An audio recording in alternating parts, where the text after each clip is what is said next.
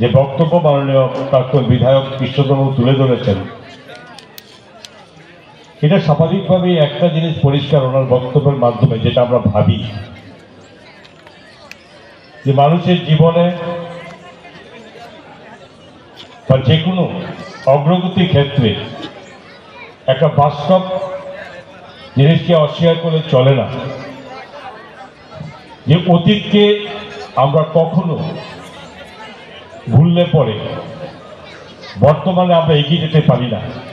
এবং ভবিষ্যৎ সমৃদ্ধ হয় না। এটা খুব অতি বাস্তব কথা, যে আমাদের প্রকৃত অবস্থান সম্পর্কে সবার জানা খুব অত্যধিক জরুরি।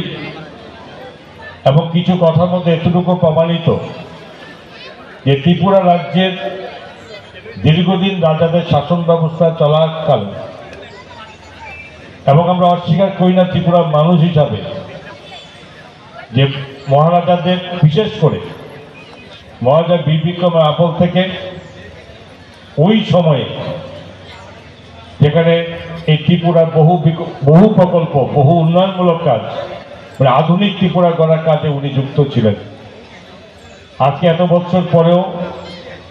ত্রিপুরার বিভিন্ন রকম কীর্তি যে কারুকার্য, সেটাও আজকে বিভিন্নভাবে সারা ভারতবর্ষে আলোচিত। স্বাভাবিকভাবেই আমরা সরকার